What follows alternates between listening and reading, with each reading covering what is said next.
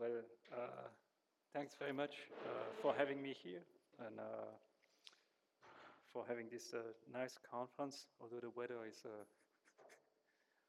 I'm sorry, like, if you don't... I have an ear infection, so if you don't hear me, just... Okay, so what I'm going to talk about today is joint work with Ping Xu, who's here in the room, and a former student at Penn State, Xuanyi Liao. So the goal is of this project was to prove an extension of Kontsevich formality theorem to the context of differential graded manifolds. So here's the outline of my talk. I'll first briefly recall what Kontsevich theorem is about for ordinary smooth manifolds. And then I'll show you how things need to be modified. And so I can state our theorem, the theorem for differential graded manifolds. And then I'll spend some time talking about 2 or 3 applications. So Kontsevich formality theorem, well, the formality is it's a morphism, and it relates on one side the polyvector fields on the smooth manifolds, and on the other side the polydifferential operators on that smooth manifold. So the polyvector fields, that's a graded vector space. So in degree k, you put the k vector fields. So that's a z-graded vector space. And that z-graded vector space is equipped with a triple. We think of it as being equipped with a triple of algebraic structures. So the first structure, what's called the Schouten bracket, it's an extension to multi-vector fields of the usual D bracket of vector fields.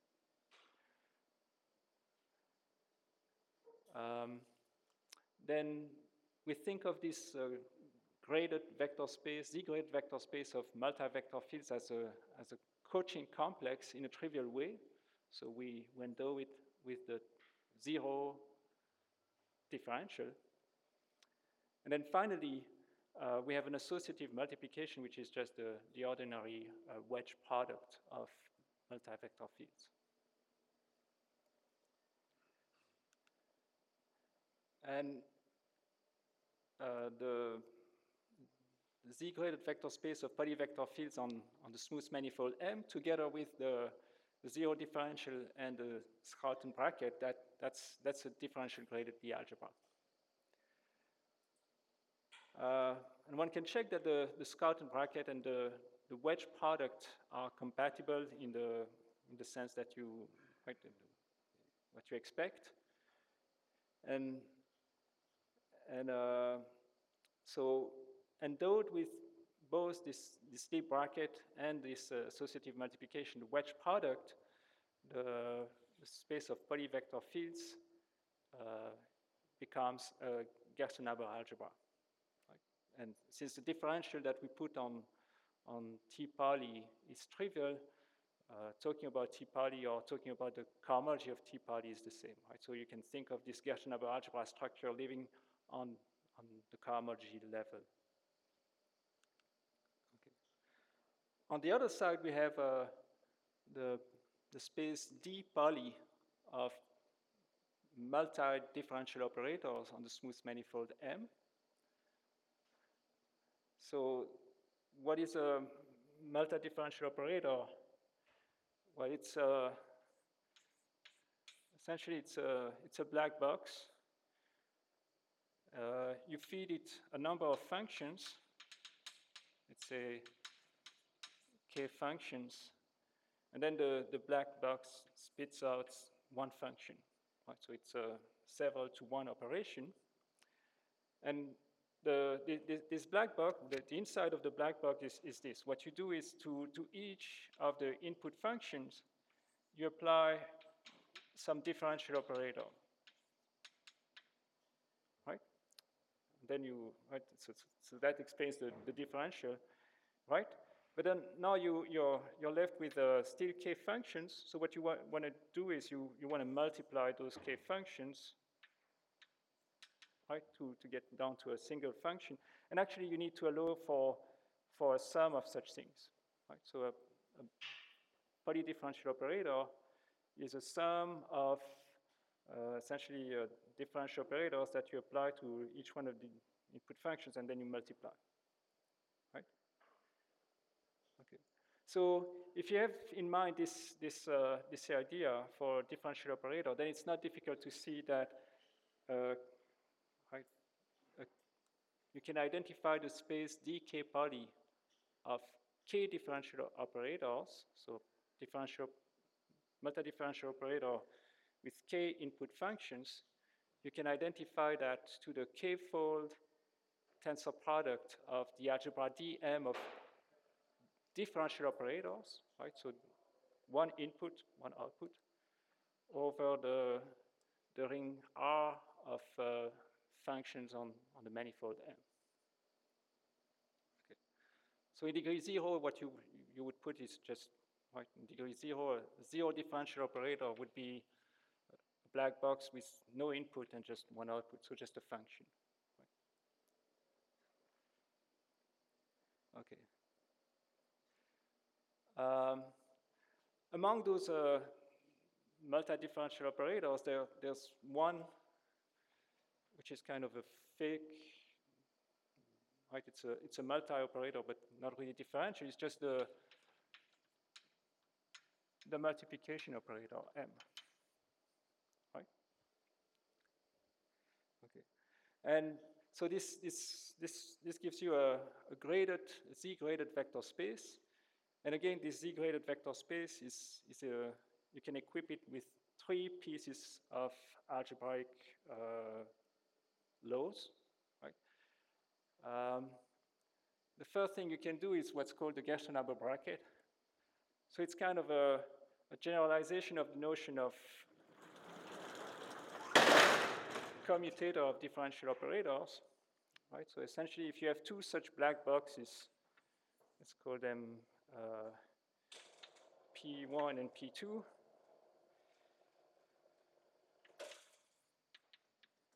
What you can do is you can feed the output of P1 to one of the input slot of P2, right? So if P1 is a P differential operator and P2 is a Q differential operator, if you do that, you get a P plus Q minus 1 differential operator, right?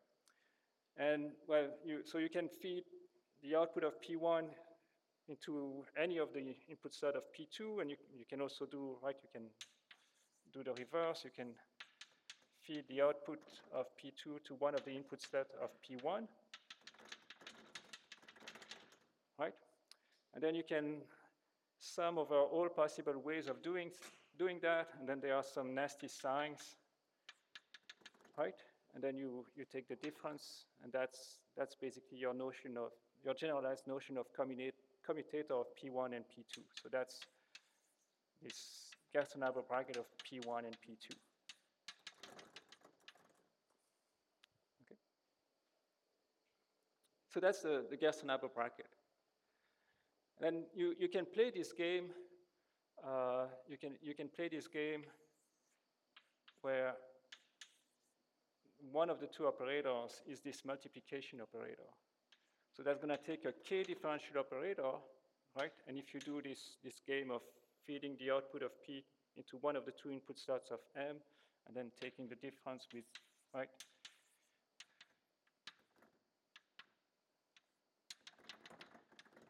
So if you start with P, which is a k differential operator, and you do this Gersten-Haber bracket with the multiplication operator, you're going to get a k plus 1 differential operator. And you can check that this Gersten-Haber bracket with M, if you apply it twice successively, you get 0, because the multiplication of function is associative. Right? So this gives you a co-boundary operator on D poly, making it a co-chain complex. And finally, you have a third operation you can form, which is whenever you have two multi-differential operators P1 and P2, let's say P1 is K differential, P2 is L differential, right? You can feed the output of P1 and the output of P2 to the two input slots of the multiplication operator, right? And this now you're right. You basically go from two multi-differential operator and you combine them into one single multi-differential operator. That's what you call P1 cap P2. Right? And that's a K plus L differential operator.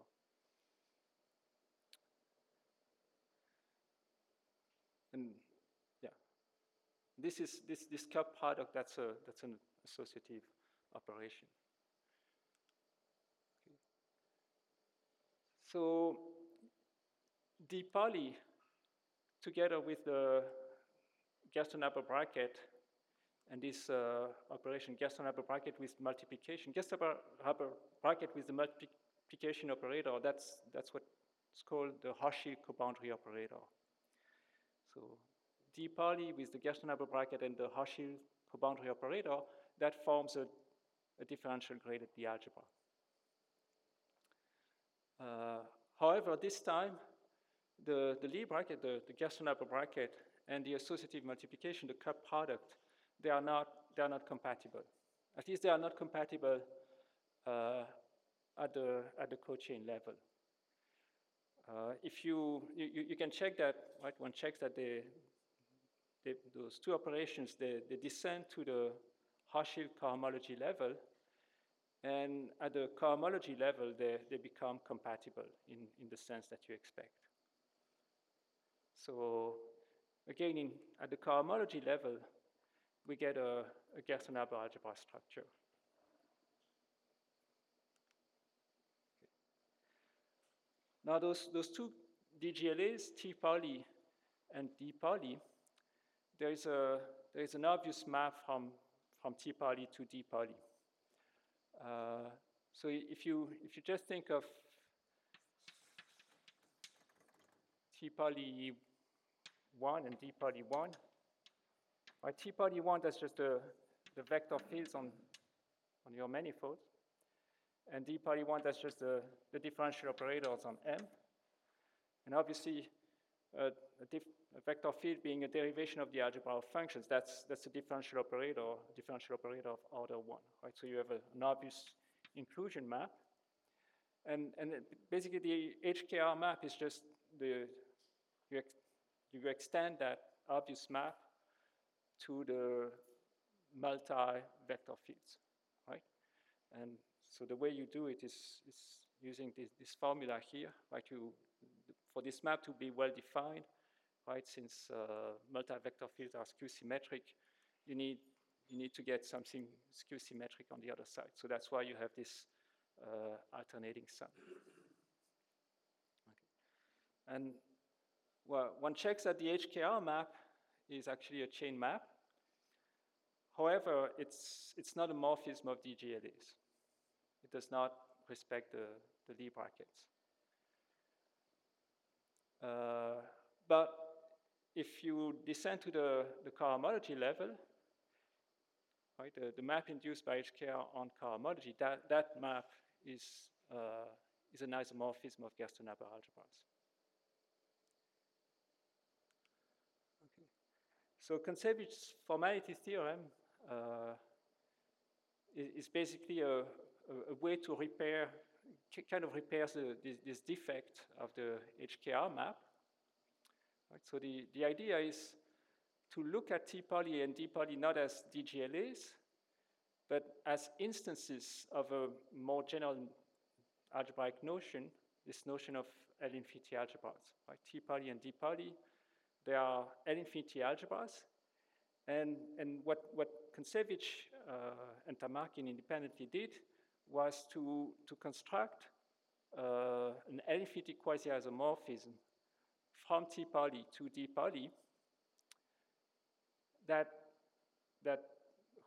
and as you know, an L infinity morphism is right? It's not just one map, it's a collection of maps satisfying a number of properties. And so this L-infinity morphism that they construct, that Kontsevich constructs, it's the first map in the sequence, the first Taylor coefficient is exactly the HKR map.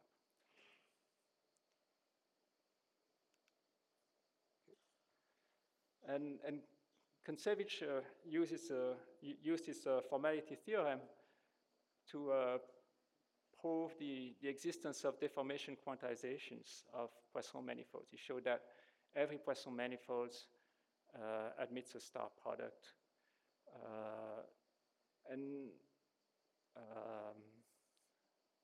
So here, I basically, those are the key ingredients in the proof of that theorem. And he also obtained, as a consequence of his formality theorem, a new proof of a famous theorem of Duflo. So this is Duflo's theorem. That's 1977, 20 years earlier. Right. So Duflo's theorem. Yep. So for A-infinity algebras, there's a way to turn them into differential graded algebras, which are then isomorphic in the A-infinity setting. Does that also work for the EGLAs, that you can replace an L-infinity algebra by a EGLA, which is L-infinity isomorphic?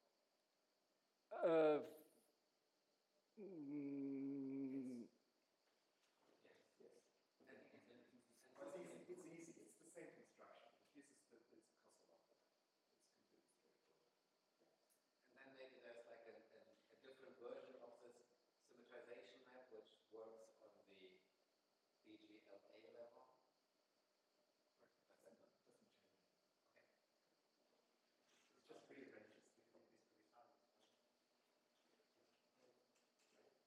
It's the Harrison complex of the pattern that showing up is the resolution, but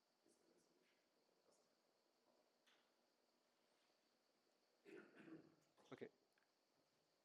So Duflo's theorem, which is a theorem that applies to all finite dimensional Lie algebras, it says the following, right?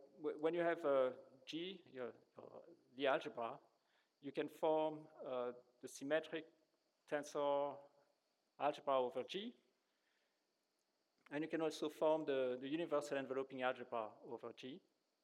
And you can look at, in both, you can look at the subspaces of G invariants. And Duflo says that they are isomorphic, and the isomorphism is given, it's basically the modification of, so what I write here, PBW, it's simply the symmetrization map, right? The obvious symmetrization map from SG to UG. And the thing is that this symmetrization map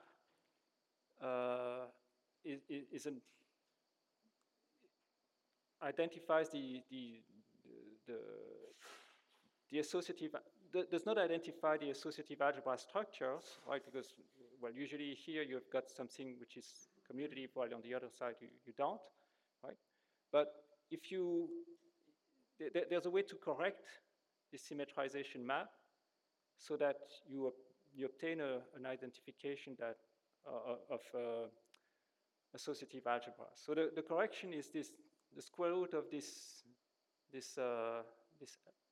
J. So what is J?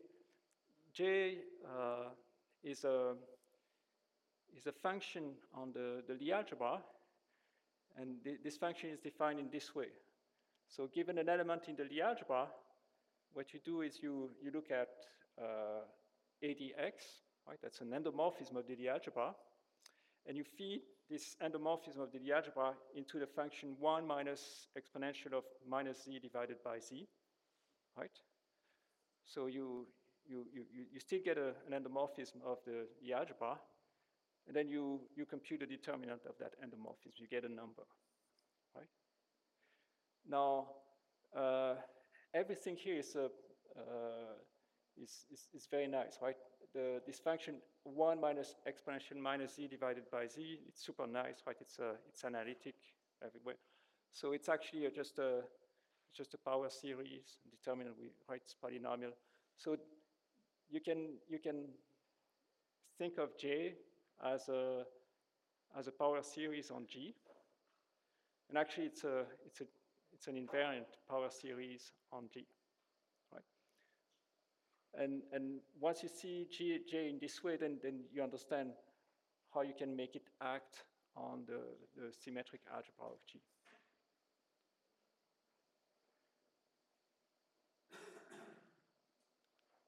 Okay.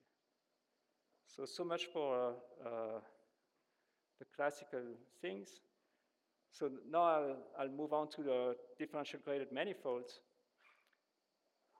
So as I mentioned, our goal in this project was to prove an extension of Kontsevich formality theorem for DG manifolds, and also to prove a Kontsevich Duflo type theorem that was conjectured back in 1998 by Scheuke. So why care about DG manifolds is because DG manifolds allow you to treat singularities. Okay, so what is a differential graded manifold? Well, first, what is a graded manifold? So what is a Z-graded manifold? So my notation for graded manifolds is curly letters, right? So whenever you see curly M, that means a Z-graded manifold. Whenever you see a straight M, that means an ordinary smooth manifold. So what is a Z-graded manifold? Well, it's essentially a sheaf of Z-graded commutative algebras over the algebra of functions on an ordinary manifold straight M. And locally, the algebras in that sheaf, they have the following form. Essentially, you've got, in the local chart, you have two sets of coordinates. You have ordinary coordinates on an ordinary manifold M, and then you have an additional set of coordinates, kind of virtual coordinates. And the dependency in the coordinates on the ordinary manifold M is of smooth type. And then the dependency in the additional virtual coordinates is purely algebraic. And what we need here is a formal power series. Right? So our functions, locally functions can be written right, in terms of local coordinates. And we have things which depend smoothly on the x coordinates. And you allow for formal power series in the psi coordinates.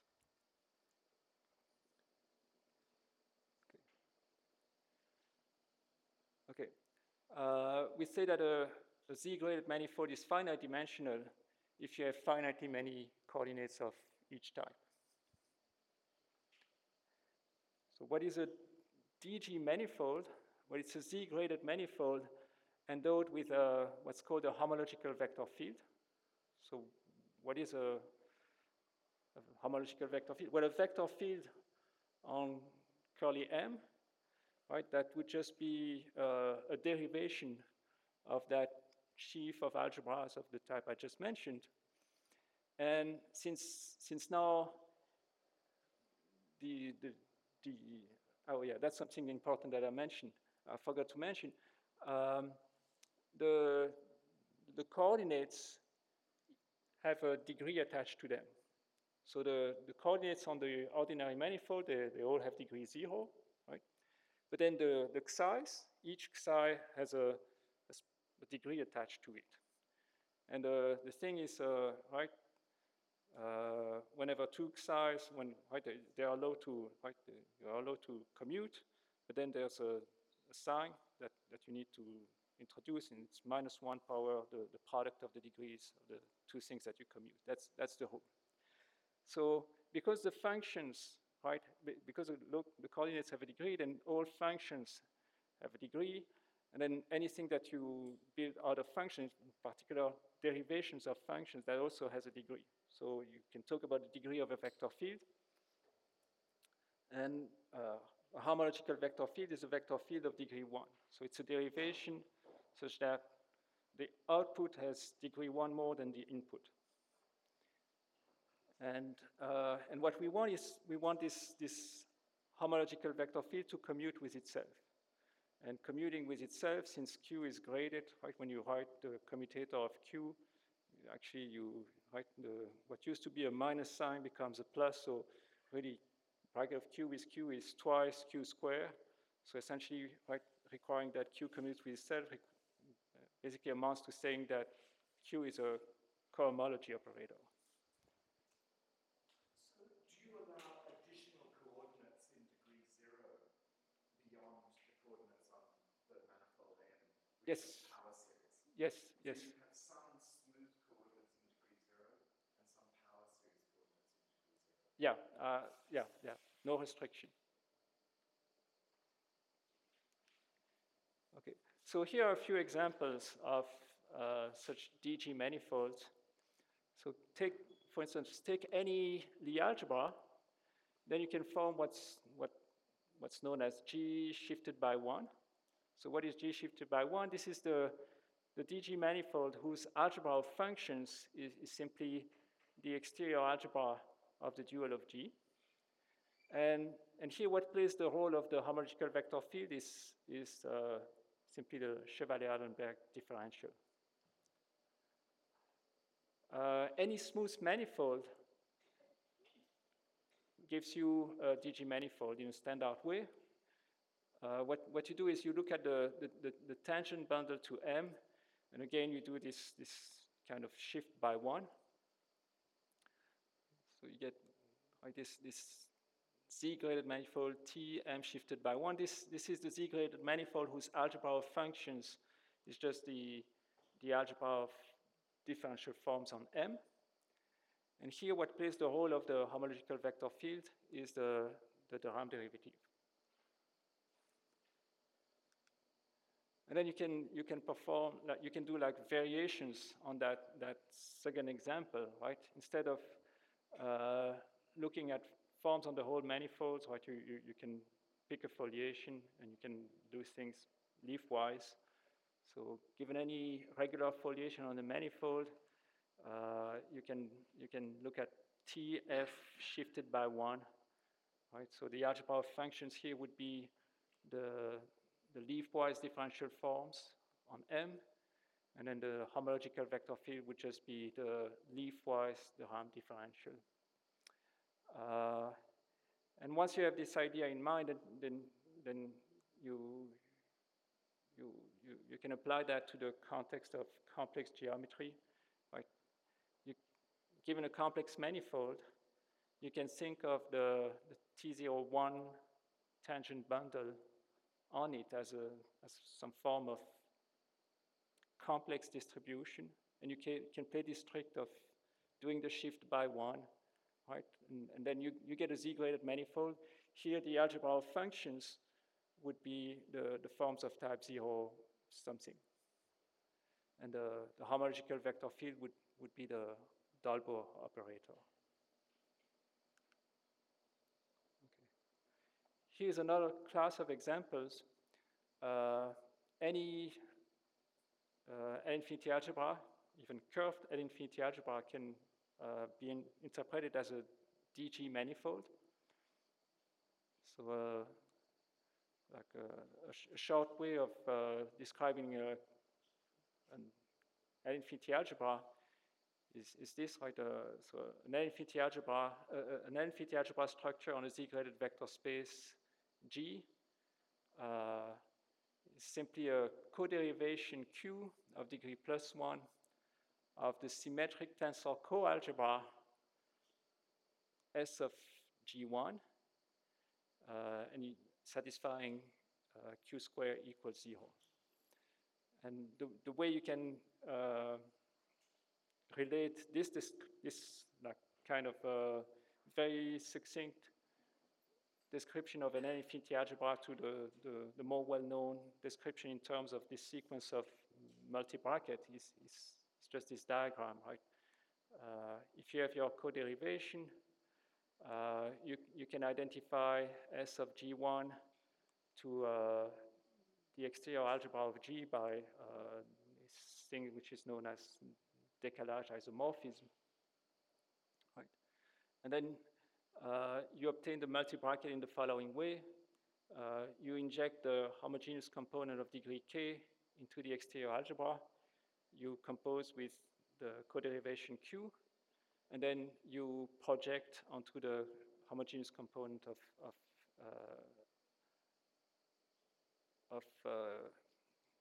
let's say, exterior degree 1.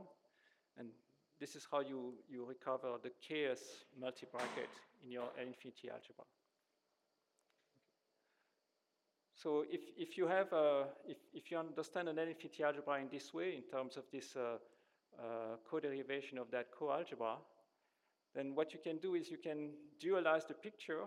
You dualize the symmetric co-algebra, and you dualize the co-derivation on it, and you obtain, right, dualizing that co-algebra and that co-derivation, you're going to obtain an algebra of functions on J shifted by 1 and a homological vector field on it.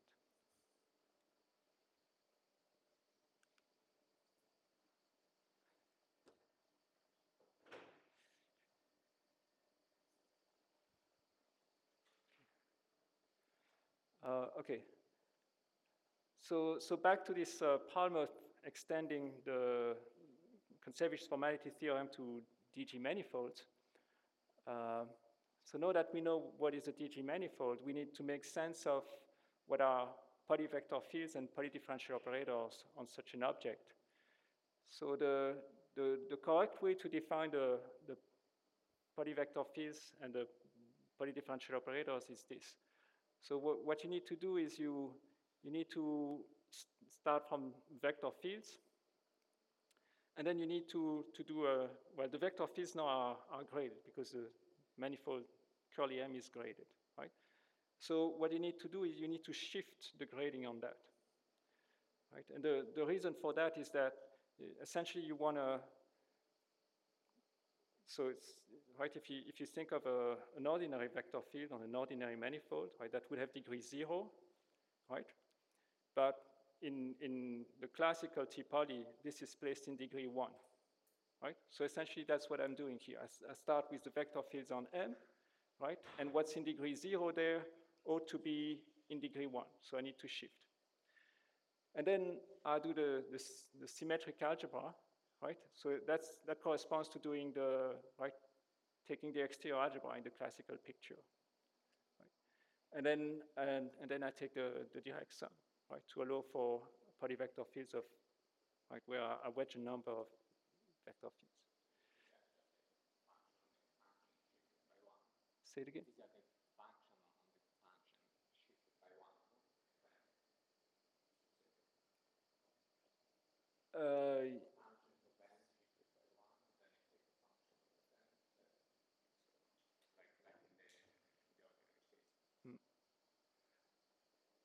And for the polydifferential operators, it's similar. Right?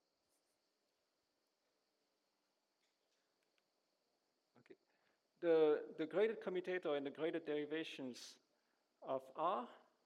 So R is the algebra of functions on my Z-graded manifold. They make the space of vector fields on M a graded Lie algebra. That's like in the ordinary case. And as in the ordinary case, the Lie bracket on vector fields extends to the Scouten bracket on polyvector fields, right? Because everything is algebraic, right? There's essentially no geometry there. Okay. And yeah, and then T poly on your Z-graded manifold together with the Scouten bracket, and then the wedge product, which really here should be a symmetric product. And here the differential is no longer zero, right? The differential is the Scouten bracket with the homological vector field Q. Well, that's, one checks that this is a differential Gaussian-Haber algebra. And so if you descend to the cohomology level, you get a Gaussian-Haber algebra structure, as in the ordinary smooth case. Could you repeat, please? When you go to homology, which differential? Oh, the differential is this one. So Scouten bracket with the homological vector field. The differential is no longer trivial. Would it reduce to zero if you restrict to the base, so to say, this Q doesn't reduce to the zero differential? Oh, if you consider right, if you consider an ordinary manifold as a Z-grade manifold with trivial homological vector field, yeah, then you recover the. Okay, and then on the d-poly side, well, you can still make sense of the Gaussian-Haber bracket, the Hauschild differential, but this time the Hauschild differential, again, it's modified, right? It's modified by the introduction of Q. And you can check that that's a DGLA. And you can also check that the Gaussian-Haber bracket and the cup product, that they both descend to the, let's say, modified Hauschild cohomology level, and that in cohomology, you get a Gaussian-Haber algebra. And you can still make sense of the HKR map in the Z-graded context. It's just that, right, it's essentially the same formula, except that the sign gets more complicated, right? Because now, like the arguments that you feed to the HKR map, they are themselves graded, right? So whenever you do this skew symmetrization thing, you need to account for the fact that, right, graded objects jump over each other, so you just don't get the sign of the permutation. You get what's called the Kosul sign of the permutation of those graded objects. Okay. And again, this HKR map, it's a chain map. However, it's not a morphism of differential graded Lie algebras. And because it's a chain map, it induces a map at the level of cohomology, and one can prove that this induced map in cohomology it's an isomorphism, but it's only an isomorphism of vector spaces this time. So that's the main difference with the ordinary case, is that the morphism induced by the HKR map in cohomology is just an isomorphism of vector space. It does not respect the Gaussian-Haber algebra structure. So the question is, can this be remedied? Can this be fixed? And if it can be, what is the correction? Okay. So the correction turns out to be what is called the Todd class.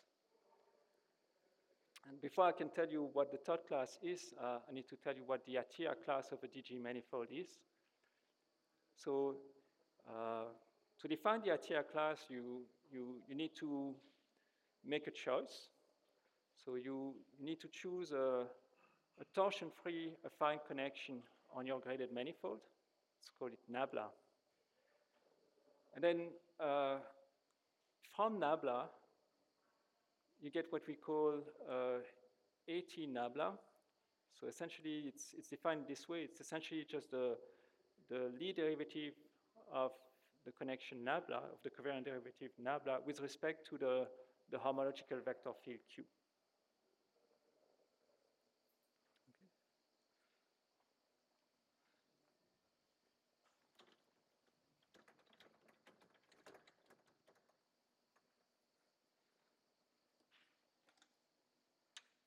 So we got AT nabla. It's the lead derivative with respect of Q of nabla. And it lives in here. It's a bundle map from symmetric 2Tm to Tm.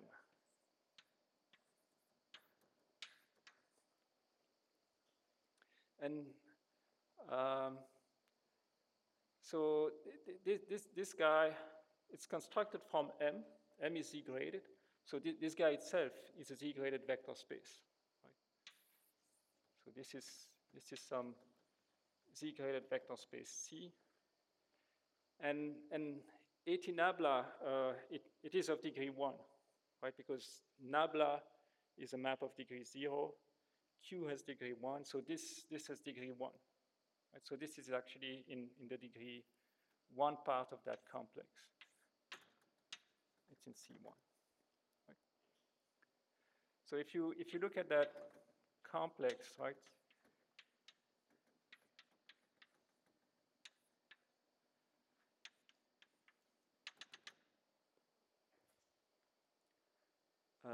So AT nabla is here.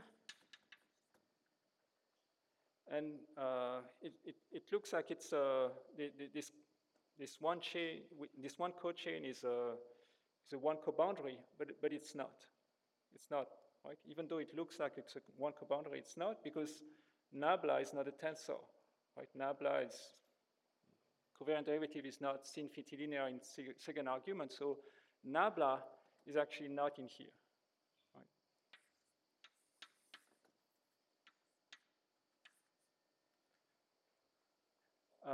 However, since Q squares to 0, right, this clearly says that LQ of AT is 0. Right? So AT is actually not just a one cochain, it's a one cocycle. It's a one cocycle, and and this equation doesn't tell you it's a one coboundary. So it actually only tells you that it's a one cocycle. So it defines a cohomology class. And actually, right, in the construction, right, I had to choose this connection, right, to get this cocycle. But if you make a different choice of connection, right, if you were to choose if you had two connections, nabla 1 and nabla 2, now you would get 2 one cocycle. If you take the difference of those two cocycles, that's just LQ of the difference of the two connections. Well, the difference of the two connections, that's a tensor, right? That's indeed in C0, right? So this really tells you that if you take two different connections, the one cocycles that I get, they are cohomologous, right? So although the one cocycle depends on the choice of the connection, its cohomology class does not. The cohomology class is intrinsic. It depends only on the DG manifold MQ. Okay, and that's what we call the Atiyah class of the DG manifold.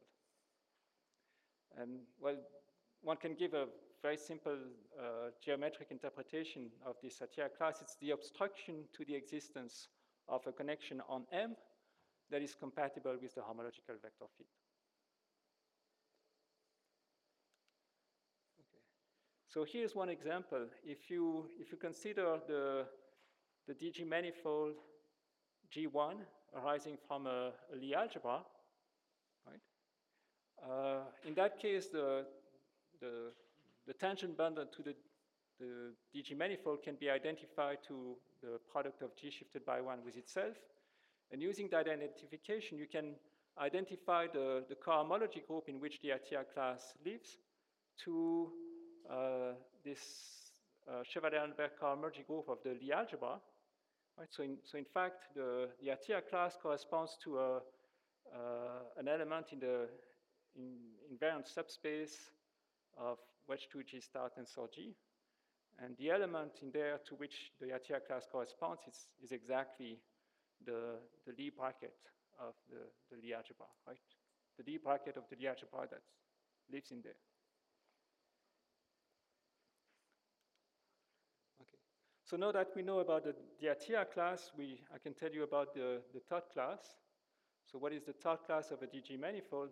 Well, essentially what you do is you just take your Atia cocycle, this one cocycle, and you feed it to this function. Right? So essentially you feed it to the function z over 1 minus exponential of minus z. And then,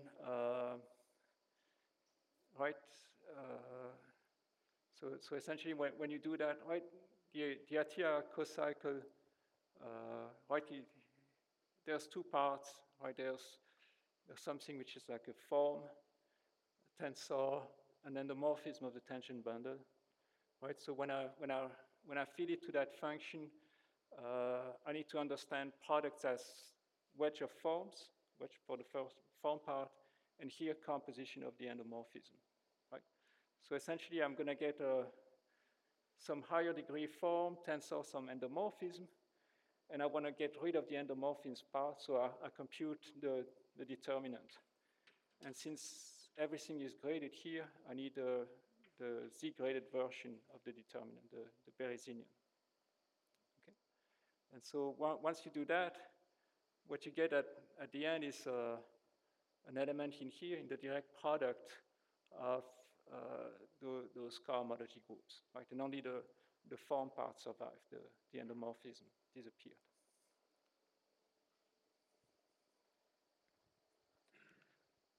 Okay, and so here's the theorem that we actually proved.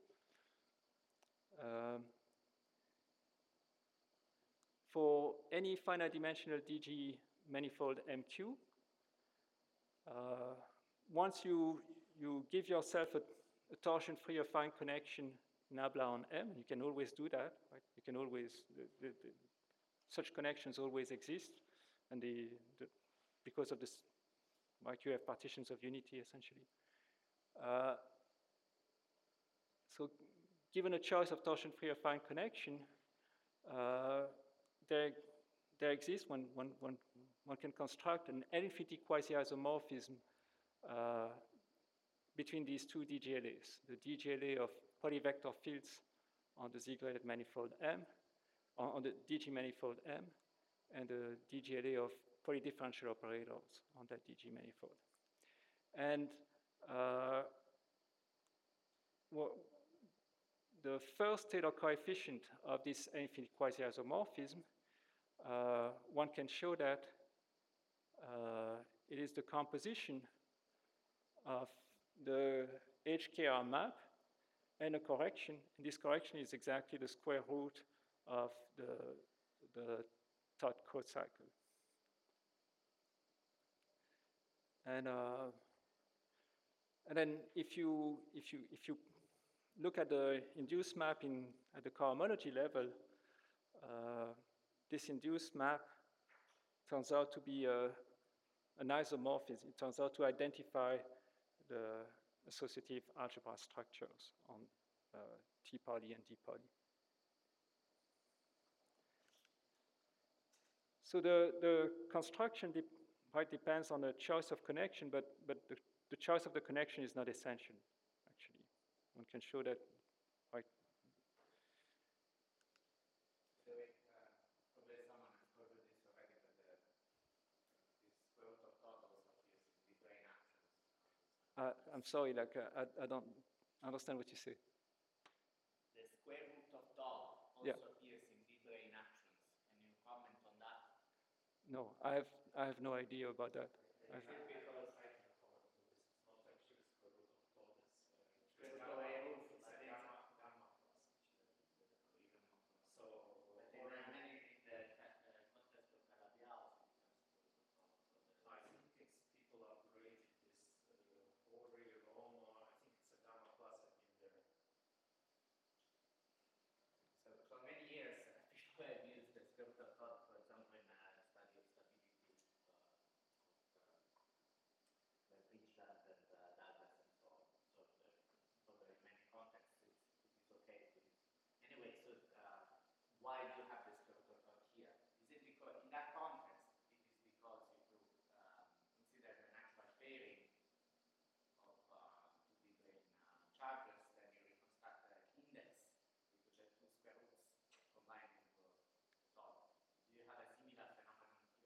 I don't know.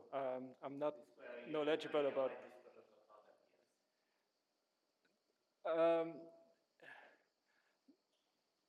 Well,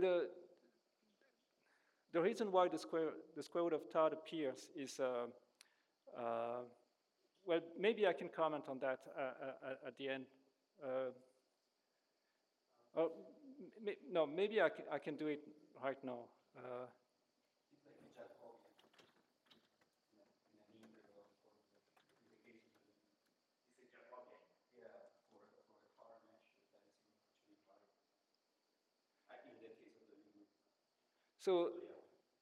So it's essentially, right, the way we prove our theorem is as follows, right? So we don't construct directly this infinity morphism from T poly M to D poly M. Well, what we need to do is we need to do some kind of Fedosov construction. So essentially, we need to construct like quasi-isomorphism to some kind of bigger space. Right? Essentially, we construct contractions. Like we construct, given the DG manifold M, we construct a bigger DG manifold that we call the Fedosov DG manifold. And then we relate the polyvector fields and the polydifferential operators on that bigger DG manifold to what we had originally. And then the thing is that as in the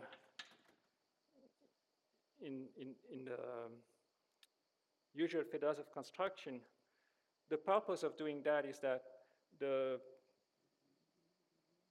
multi-vector fields and the multi-differential operator here, which are tangent to M, essentially we kind of make them vertical, right?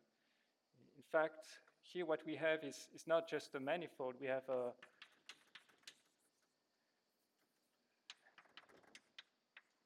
some kind of bundle, and this map going in that direction, it has the effect of taking objects which are tangent to the manifold and making them tangent to the fibers of that bundle, right?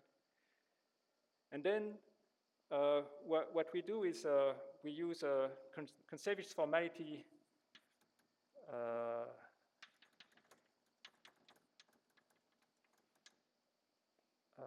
result fiber-wise, okay? So essentially we use Kontsevich formality for a vector space.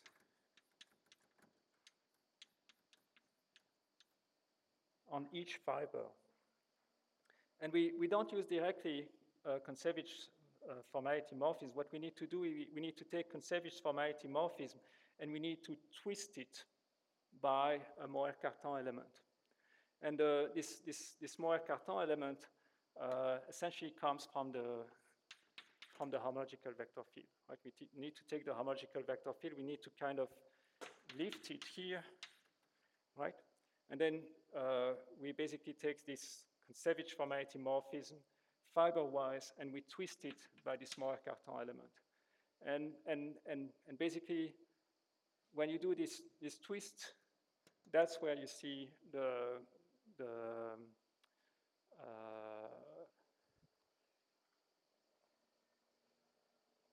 third class appear.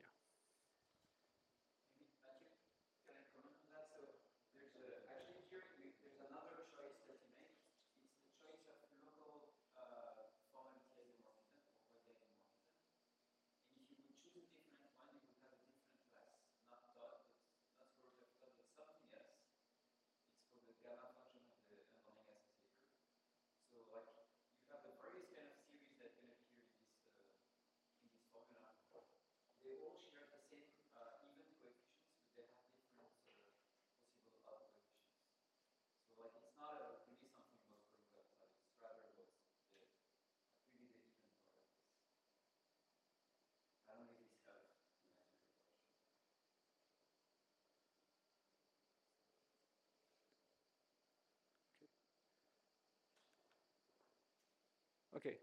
Now I don't know when do I have more time? Okay, okay, I'll try to be quick. Okay. So let me mention just a couple of applications. So if we specialize our theorem to the class of DG manifolds coming from the algebras that I mentioned earlier, right? In that case, the groups, the cohomology groups in which the third class live, they can be identified to Chevalier and Baer cohomology groups of the corresponding Lie algebras, right? And actually cohomology groups of degree 0, so just spaces of invariance. And when you do this identification, then you see that the third class actually gets mapped precisely to the Duflo element. So this way you recover the Duflo theorem, or more precisely, Kontsevich extension of the Duflo theorem, which Kontsevich already outlined in his 1997 paper, and which was later proved in full details by Pevsner and Torossian. So the Kontsevich Duflo map that I just showed you on the previous slides boils down then to the PBW map, the PBW symmetrization map corrected by the square root of the Duflo element. And in fact, there are different ways of recovering this result from Kontsevich theorem.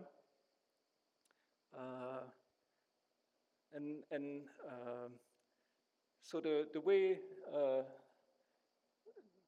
Kontsevich described it and the way it was proved by Torossian and Pevsner is different from what I mentioned here, right? So instead of thinking of going through the DG manifold G shifted by 1, what they do is they think of G, they go from G to G dual that they think of as a Poisson manifold, right? And what Liao and Searle, who are two Penn State students, did is basically they recover that result using this idea of G shifted by 1, interpreting G as a DG manifold. And this was something that was actually already in the literature. That idea was already outlined by Scheuket in an unpublished paper back in 1998. Okay, so maybe let me skip this. Here's another application. If you look at the DG manifold arising from a complex manifold X, right, then what our theorem says is that there exists an L-fitted quasi-isomorphism from this guy, which is actually the DGLA of multi-vector fields on X, to that guy, which is the DGLA of polyvector fields on X. And again, the first Taylor coefficient of that L-infinity quasi-isomorphism is HKR twisted by the square root of the third class. And then here the third class would be the usual third class of the complex manifold X.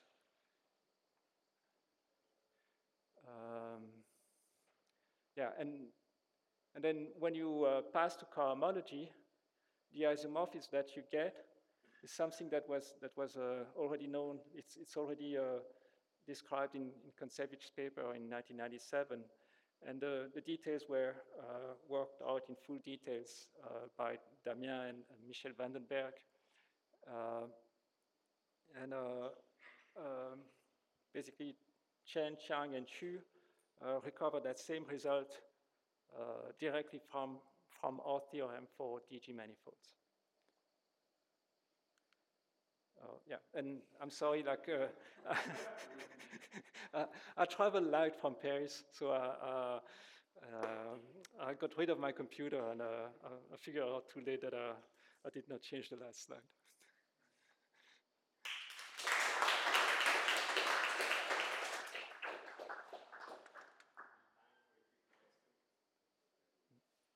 So if I remember, one of the exciting things about Kontsevich's formality theorem is that it was able to establish Duflo's theorem for Lie superalgebras, which Duflo did not prove.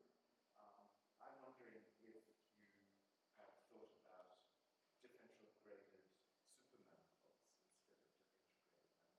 No, I haven't. You already mentioned that to me back in Paris. Yeah. Oh God, okay, I'm losing it. Okay, I mentioned it. I'm consistent. What was the answer? The answer was I don't know. I haven't looked at it.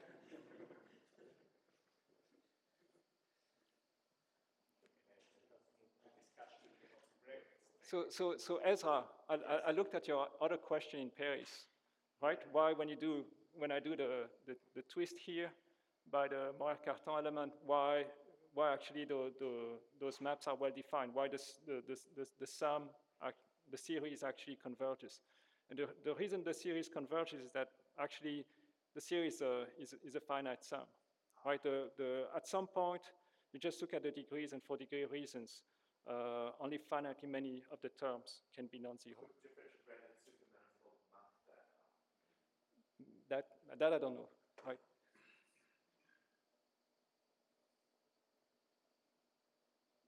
I would have a question. So I understand that so I had like a different strategy with Cavalosi to prove Yep.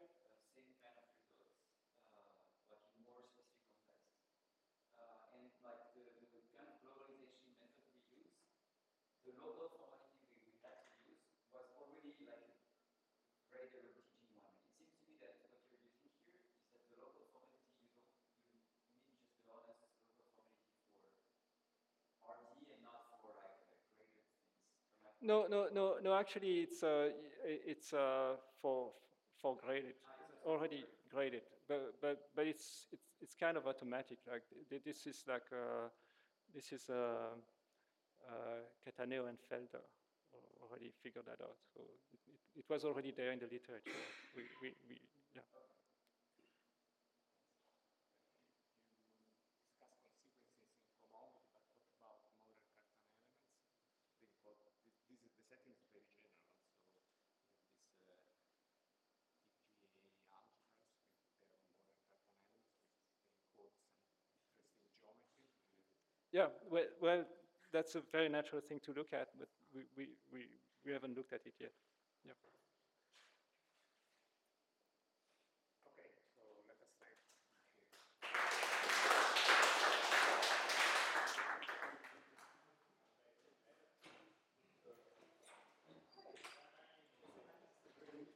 Can I ask you a question?